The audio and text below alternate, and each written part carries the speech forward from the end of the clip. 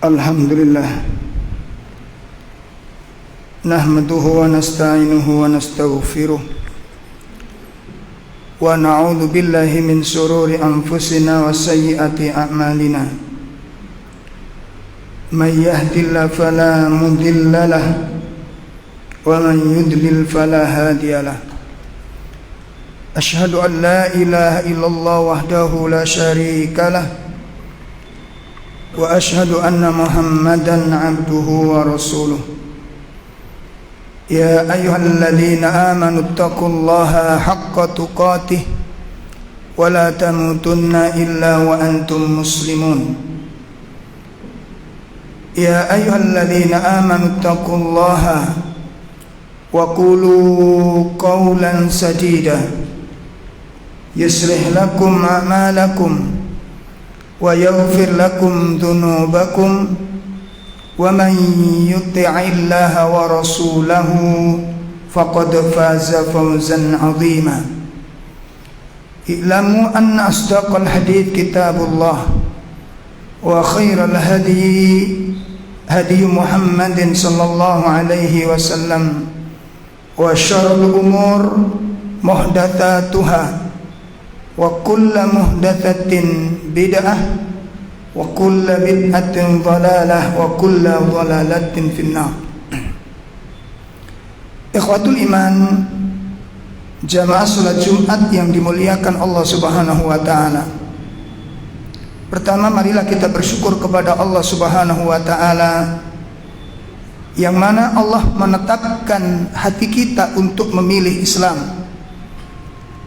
yang mana Allah menuntun hati kita untuk berada di atas iman. Allah menentukan hati kita untuk mencintai sunnah, dan Allah menuntun pikiran kita untuk berada di atas akidah yang sahih ini. Ini semuanya bukan persoalan sederhana. Ini bukan persoalan sepele. Karena ketika kita memilih kebenaran, ketika kita mencintai sunnah, ketika memilih akidah yang benar ini, kita mendapatkan resiko-resiko yang cukup berat dalam hidup ini. Dan itu semuanya kita jalani, kita terima. Dan ini merupakan sebuah anugerah yang sangat agung di sisi Allah Subhanahu wa taala.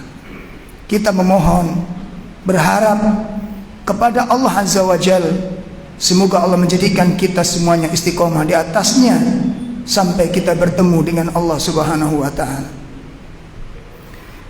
Ikhwatul iman rahimani wa rahimakumullah, sebagaimana kita ketahui bersama bahwa jalan yang paling berat untuk melaksanakan agama ini ada 3. Dan 3 perkara ini bukan persoalan mudah. 3 perkara ini adalah jalan yang paling sulit untuk dijalani seorang hamba. Dan itu telah dijelaskan oleh para ulama kita. Yang pertama, jalan tersebut adalah jalan menuju keikhlasan. Yang kedua, jalan menuju kesabaran. Dan yang ketiga, jalan mendaki menuju istiqomah. Ketika orang bisa meraih keikhlasan, maka keikhlasan itu akan melahirkan kesabaran. Dan apabila orang mampu meraih kesabaran, maka kesabaran itu akan mengantarkan pelakunya menuju istiqomah. Seorang hamba tidak mungkin bisa mencapai derajat istiqomah, berada di atas keteguhan iman, di atas penderitaan-penderitaan hidup, di dalam kekuatan, ketaatan dan ketundukan kepada syariat, kecuali dia memiliki kesabaran. Kesabaran itu akan mengantarkan seorang kepada istiqomah. Istiqomah itu buah daripada kesabaran. Dan orang tidak akan mampu mencapai kesabaran ketika dia tidak memiliki keikhlasan. Maka 3 perkara ini ayol ikhwah tidak bisa hilang dari satu yang dengan yang lainnya. Karena ketiga persoalan ini merupakan jalan syariat yang sudah ditetapkan oleh Allah kepada hamba-hamba yang terpilih.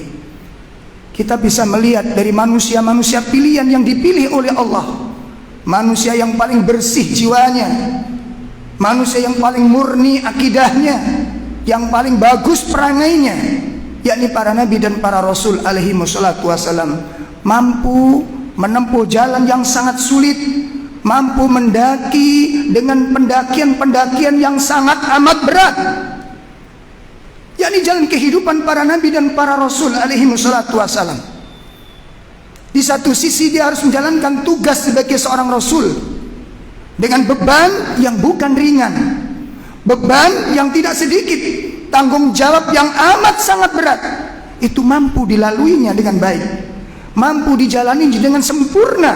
Itu disebabkan karena mereka adalah mampu melalui kepada 3 tahapan tersebut: keikhlasan, kesabaran, dan istiqomah.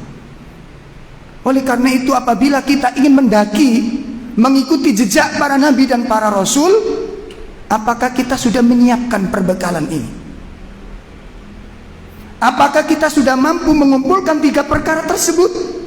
Sebab apabila tidak, sehebat apapun deklarasi yang kita ucapkan, sehebat apapun ucapan takrir, pernyataan yang kita katakan dengan simbol yang luar biasa, kami ikuti jejak para nabi, tapi mustahil itu bisa kita peroleh apabila kita gagal melampaui 3 sifat ini.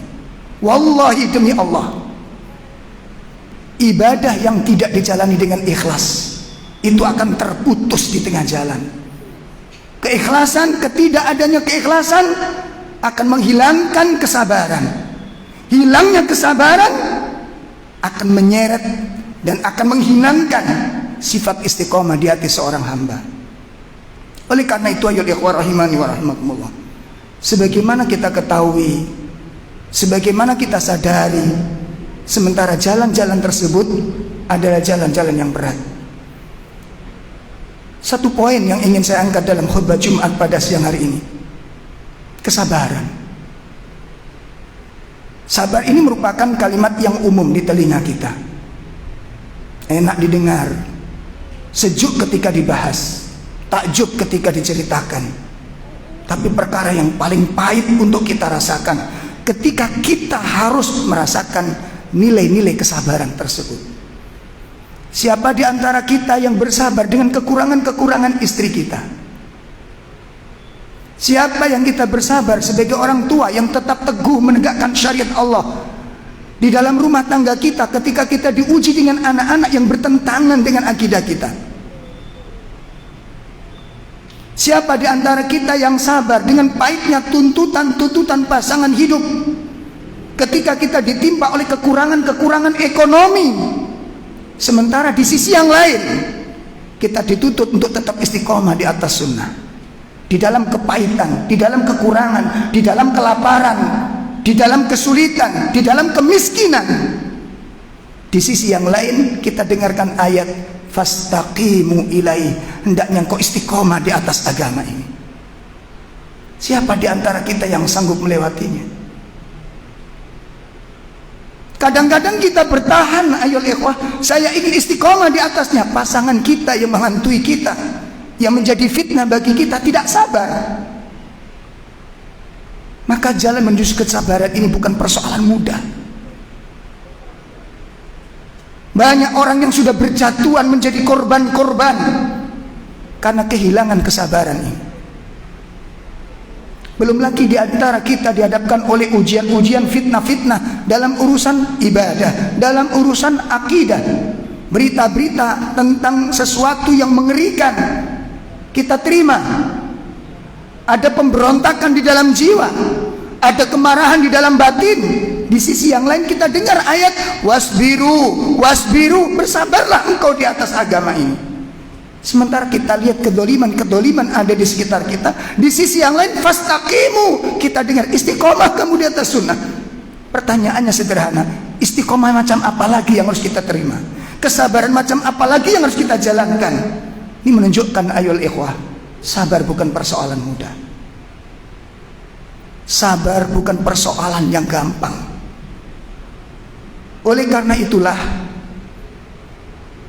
Allah Subhanahu wa ta'ala di dalam ayat-ayat Al-Quran memberikan kabar gembira bagi orang-orang yang mampu menelan pahitnya kesabaran. Kesabaran itu panas di dalam dada. Kesabaran itu beban yang sangat mengerikan di dalam jiwa, pahit di dalam tenggorokan kehidupan kita ini. Itu kesabaran. Itu kesabaran. Bagaimana kita disuruh tenang, bisa mencapai sakinah. Apakah kita bisa berpura-pura untuk tenang dan tentram dan bisa merasakan khusyuknya ibadah di saat kita harus berdiri tegak di atas ujian-ujian hidup yang begitu berat kita rasakan ini?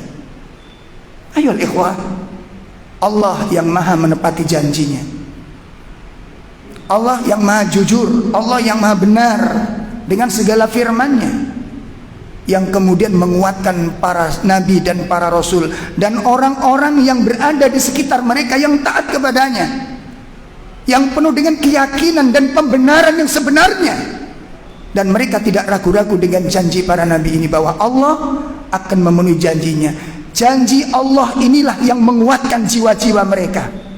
Keyakinan para sahabat, keyakinan para nabi melampaui dari segala apa yang dia rasakan, menembus dari apa yang mereka lihat.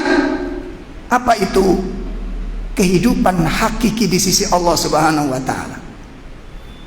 Jadi ketika mereka meyakini dengan apa yang dijanjikan oleh Rabb-Nya yang maha benar, bahwa pasti apa yang dijanjikan Allah berupa kemuliaan-kemuliaan, keutamaan-keutamaan, fadilah-fadilah bagi orang-orang yang sabar, dan mereka meyakini janji tersebut, ini yang menjadikan kekuatan jiwa mereka.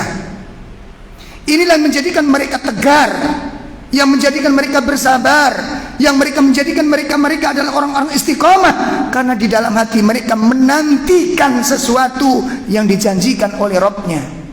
Kepahitan yang sedikit, kesengsaraan yang sebentar mereka lalui dengan kesabaran dan istiqomah untuk mendapatkan sesuatu yang sedang menanti mereka di sisi Rabb-Nya.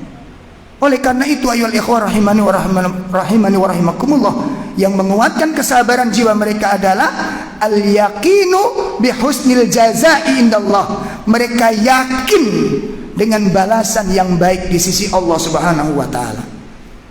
Sekarang apa janji-janji Allah yang akan diberikan kepada orang-orang yang sabar, sehingga ini nanti menjadikan kita semuanya harus bersabar dari segala ujian.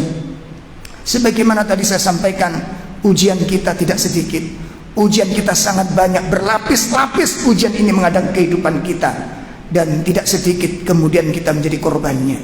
Allah janjikan di antara janji Allah kepada orang-orang yang sabar, yang pertama adalah ma'iyatullahi ma'as-sabirin. Ayo ikhwah, janji Allah yang pertama, Allah akan anugerahkan ma'iyahnya kepada orang-orang yang sabar. Allah akan menyertai mereka, rahmatuhu wa nasruhu wa hifduhu. Rahmat Allah akan menyertainya, pertolongan Allah akan mendampinginya, dan penjagaan Allah akan meliputinya. Allah Subhanahu wa ta'ala sebutkan hal ini di dalam firman-Nya, innallaha ma'as-sabirin. Sesungguhnya Allah akan bersama dengan orang-orang yang sabar. Ketika para rasul membaca ayat-ayat seperti ini, dan ketika para sahabat mendengar firman seperti ini menjadikan mereka gigih, ini yang menjadikan mereka tegar. Kenapa? Rahmat Allah meliputi mereka, pertolongan Allah akan menyertai mereka, dan penjagaan Allah akan meliputi kehidupan mereka. Maka lihatlah, orang-orang yang sabar, mereka akan selamat dari segala tipu daya kehidupan ini. Ya, kita lihat para sahabat, kita lihat para tabi'in, kita lihat para a'immatul muslimin. Jejak kehidupan mereka kita lihat. Apa yang membuat mereka tegar, ini yang perlu kita ungkap. Apa yang mereka menjadikan mereka istiqomah, ini yang perlu kita kaji, sehingga kita mendapatkan sari-sari yang sangat istimewa dari rahasia indah yang menjadikan keteguhan, ketegaran dan istiqomah mereka di jalan Allah Subhanahu wa taala. Ternyata ini yang mereka mengharapkan pertolongan Allah, mereka merindukan rahmat Allah, mereka menantikan tentang penjagaan Allah Subhanahu wa taala. Dan kita lihat baik sahabat-sahabat yang kaya maupun miskin. Kita lihat bagaimana sahabat-sahabat yang kaya maupun yang miskin, mereka sampai pada finish terakhir mereka di dalam beribadah kepada Allah Subhanahu wa taala, dan mereka berdiri tegak di atas kesabaran karena mereka telah mendapatkan rahmat, pertolongan dan janji Allah Subhanahu wa taala. Ini yang pertama. Yang kedua, janji Allah kepada orang yang sabar adalah mahabbatullahi lis-sabirin. Orang-orang yang sabar akan mendapatkan kecintaan dari Allah Subhanahu wa taala. Dan ini luar biasa ayyuhal ikhwah. Bukan sekedar mendapat rahmat, bukan sekedar mendapat pertolongan, tetapi di balik itu hamba-hamba ini mendapatkan cinta dari Allah Subhanahu wa taala. Adakah sesuatu yang lebih berharga dari ini? Yang dinantikan orang-orang yang beriman, yang diharapkan oleh orang-orang yang ikhlas dalam beribadah. Adakah sesuatu yang lebih mulia daripada mendapat cinta dari Allah Ta'ala, mendapatkan cinta dari Rabbul Alamin, pemilik alam, penguasa alam, pencipta alam, mencintainya? Ini persoalan yang sangat agung ayyuhal ikhwah. Dan itu disebutkan oleh Allah Tabaraka wa Ta'ala di dalam firman-Nya surat 6, surat Al-Imran pada ayat 146. Ya, surat yang ketiga 146, Allah Tabaraka wa Ta'ala mengatakan di akhir ayatnya, Allah mengatakan wallahu yuhibbus sabirin, dan Allah sangat mencintai orang-orang yang sabar. Kemudian keistimewaan yang ketiga, sholawatullahi wa rahmatuhu wal hidayah. Allah akan limpahkan sholawatnya, rahmatnya dan petunjuknya kepada orang-orang yang sabar. Allah Tabaraka wa Ta'ala menyatakan di dalam surat Al-Baqarah dari mulai ayat 155 sampai ayat 157. Di situ disebutkan di akhir ayat, wa basyiris sabirin alladzina idza asabathum musibah qalu inna lillahi wa inna ilaihi rajiun. Berikan kabar gembira kepada orang-orang yang sabar, yaitu orang-orang yang apabila mereka ditimpa sebuah musibah, mereka mengatakan sesungguhnya kami ini adalah milik Allah dan kami semuanya akan kembali kepada Allah Subhanahu wa taala. Maka apabila orang-orang yang sudah mengikrarkan diri, istirja kepada Allah, mengembalikan semua persoalannya ini kepada Allah Tabaraka wa taala, Allah janjikan atas mereka ulaika alaihim sholawatun wa rahmatun. Allah limpahkan kepada mereka sholawatnya dan Allah limpahkan kepada mereka akan rahmatnya. Wa ulaika humul muhtadun, dan mereka lah orang-orang yang telah mendapatkan hidayah dan petunjuk dari Allah Subhanahu wa taala. Kemudian yang keempat, dhamanun nasr wal madad lis-sabirin, yaitu jaminan Allah Subhanahu wa taala. Mereka dijamin oleh Allah Subhanahu wa taala akan mendapatkan bantuan-bantuan dari Allah ketika mereka dalam kondisi kritis. Dan ini renungan bagi kita ayyuhal ikhwah hari ini. Ketika orang-orang berlomba-lomba di dalam melawan kebatilan, di dalam mensyirnakan, melawan kezaliman, kita berusaha untuk mengumpulkan kekuatan dan tenaga dan melawan kezaliman. Sebagian menyangka inilah cara yang benar. Sebagian orang meyakini harus begitu caranya. Tapi Allah menyatakan tidak demikian di atas sunnah. Mari kita tengok Nabi kita yang mulia alaihi salatu wassalam. Kita pelajari perjalanan beliau di dalam berdakwah. Ketika kedoliman terpampang, berdiri tegak dengan keangkuhannya di hadapan beliau. Beliau tidak terkesima untuk menyusun kekuatan-kekuatan, tidak. Tetapi beliau disibukkan dengan ta'limul jahilin wa mau'idatul ghafilin wa daf'ul mubtilin. Itu yang dilakukan oleh Rasul yang mulia ini untuk melawan kekuatan kezaliman yang ada itu, untuk menyirnakan segala bentuk kejahatan yang ada itu. Dengan apa? Beliau itu ta'limul jahilin, mengajarkan kepada orang-orang jahil tentang ilmu ini. Wa mau'idatul ghafilin, dan memberikan nasihat-nasihat yang bermanfaat kepada orang-orang yang lalai, wa daf'ul mubtirin, dan memberikan bantahan-bantahan ilmiah kepada pelaku-pelaku kesesatan, pelaku-pelaku kebatilan. Dan subhanallah ayol ikhwah, sekilas pikir, sekilas pandang, sekilas kita memandang dengan batasan-batasan ilmu yang kita sempit, bagaimana Islam akan mulia, bagaimana Islam akan dimenangkan, bagaimana kejahatan akan sirna kalau kita disibukkan dengan taklim, kalau kita disibukkan dengan berdakwah, kalau kita disibukkan membahas tentang akhlak, tentang wudu, tentang sholat. Bagaimana Islam akan menang dan bisa menguasai kebatilan? Ini cara pikir kita yang fisik di dalam memahami manat ini. Pertanyaan sederhana ayol ikhwah, siapa yang menghancurkan pasukan bergajah? Siapakah yang menghancurkan Fir'aun? Apa Nabi Musa? Nabi Musa tidak punya pasukan yang kuat untuk menandingi Fir'aun. Nabi Musa tidak punya kekuasaan untuk melawan kekuasaan Fir'aun. Lalu siapa yang menghancurkan Namrud dengan keangkuhannya, dengan tentara yang begitu hebat? Sementara Nabi Ibrahim seorang diri tidak punya pasukan. Mungkin sekilas, tidak mungkin umat Islam akan menang apabila nggak punya kekuasaan. Sekilas kita mandang, karena kita lupa dengan sejarah. Kita lupa Allah telah memberikan kabar gembira kepada nabinya di ayat-ayat Al-Quran. Di dalam firman Allah subhanahu wa ta'ala yang Allah janjikan akan memberikan bantuan kepada kaum muslimin dan orang-orang yang sabar di atas dakwah ini. Ya, sebagaimana Allah sebutkan di dalam surat Al-Imran ayat 125 dan 126. Di sana Allah mengatakan, bala in tasbiru wa tattaqu wa ya'tukum min fawrihim hada wa yumdidkum rabbukum bi khamsati alafin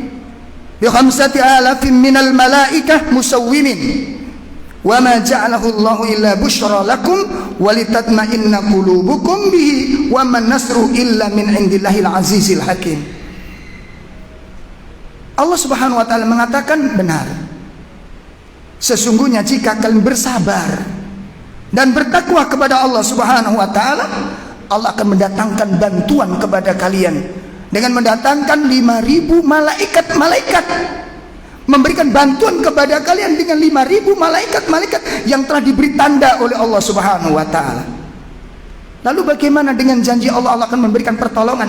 Dan disebutkan oleh Allah subhanahu wa ta'ala, Allah wajibkan dirinya. Adakah ayat yang lebih untuk menguatkan keyakinan kita? Ketika Allah menjanjikan bahwa dirinya diwajibkan oleh Allah sendiri untuk memberikan pertolongan kepada orang-orang yang sabar. Allah tabaraka wa ta'ala menyatakan di dalam surah 30 ayat 47, wa kana haqqan alaina nasrul mu'minin, dan kewajiban atas kami, kata Allah, kewajiban atas kami, kata Allah, nasrul mu'minin, akan menolong orang-orang yang beriman. Ini kita yakini ayol ikhwah, ini yang kita yakini. Kemudian yang kelima, al-hiddu min kaidil a'da. Allah menjaga kaum muslimin, Allah menjaga orang-orang mukmin, Allah menjaga orang-orang yang sabar dari tipu daya orang-orang kafir dan orang-orang munafik. Kita nggak usah membuat tipu daya, kita nggak usah membuat tipu muslihat, kita tidak usah disibukkan dengan membuat makar, karena Allah tidak memberikan izin kepada parinya sibuk dengan membuat makar. Tapi Allah yang membuat makar di antara hamba-hambanya ini. Adakah keyakinan di hati kita ketika Allah menyatakan wa makaru wa makarallah wallahu khairul makirin? Ustaz, bagaimana kita tidak perlu membuat makar sementara mereka sudah terang-terangan di mata kita menyusun suatu strategi, bekerja sama mereka untuk menghancurkan Islam?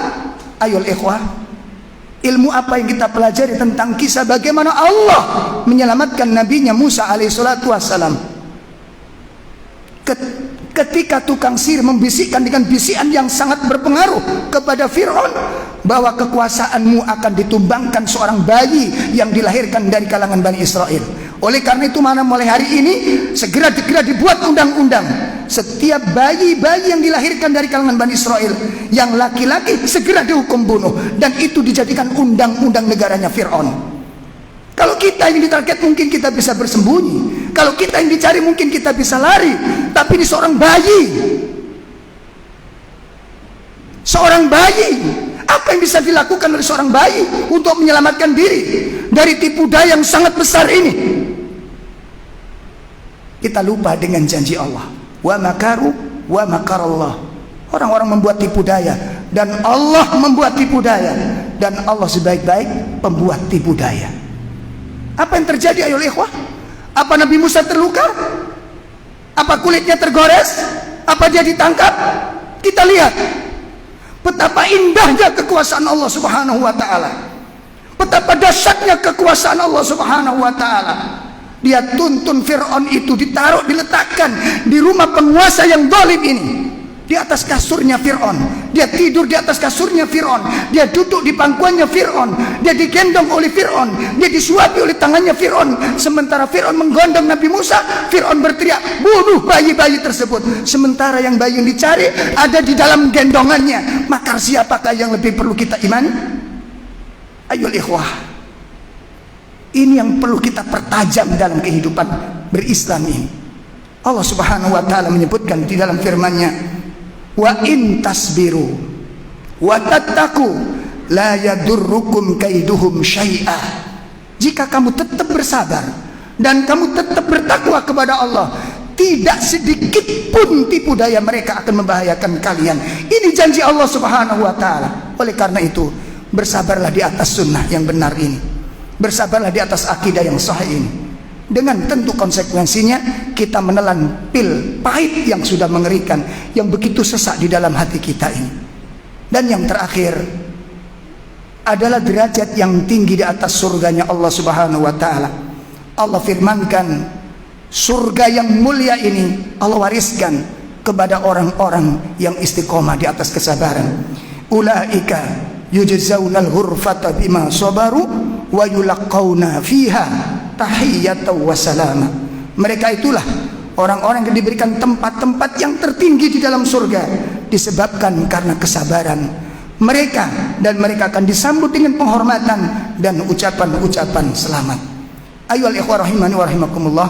Oleh karena itu, ketika kita ditimpa oleh sebuah musibah apapun bentuknya, jangan dihadapi dengan akal-akal kita, tapi libatkan Allah Subhanahu wa taala. Hadapi dengan ilmu, sikapi dengan keyakinan, bersandar kepada Allah, segera sebut namanya. Allah akan berikan kekuatan jiwa dan kelapangan kepada hati kita semua. Aku lu qouli hada astaghfirullah li wa lakum innahu wal ghafurur rahim.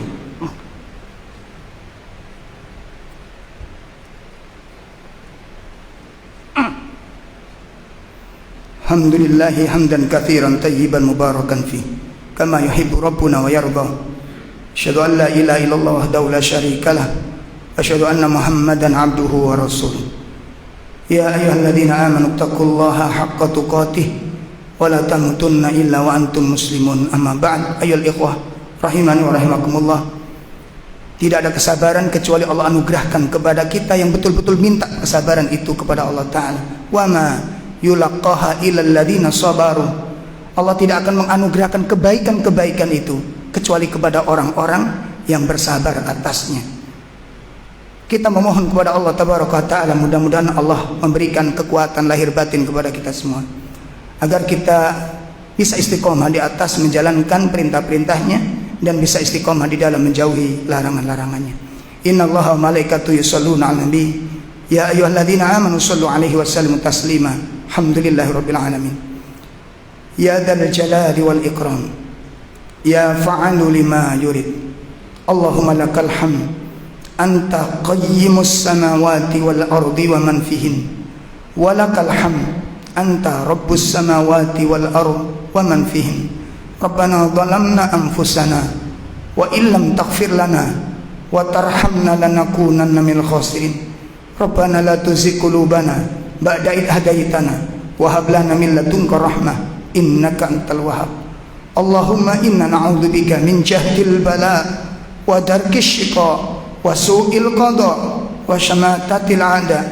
Allahumma na'udzubika min munkaratil akhlaq wal ahwa wal a'mal wal adwa. Allahumma ansuril islam wal muslimin wakhdhul man khadalal mu'minin. Allahumma izzul Islam wal muslimin wa ahlikil kafaratal musyrikin wal mulhidin wal munafiqin wal mujrimin bi'izzatika ya rabbal alamin. Allahumma ij'al hadzal balada amina, Allahumma ij'al hadzal balada amina, Allahumma ij'al hadzal balada amina. Rabbana taqabbal minna innaka antas samiul alim wa tub alaina innaka antat tawwabur rahim. Sallallahu ala nabiyyina Muhammad walhamdulillahi rabbil alamin. Aqimus salat.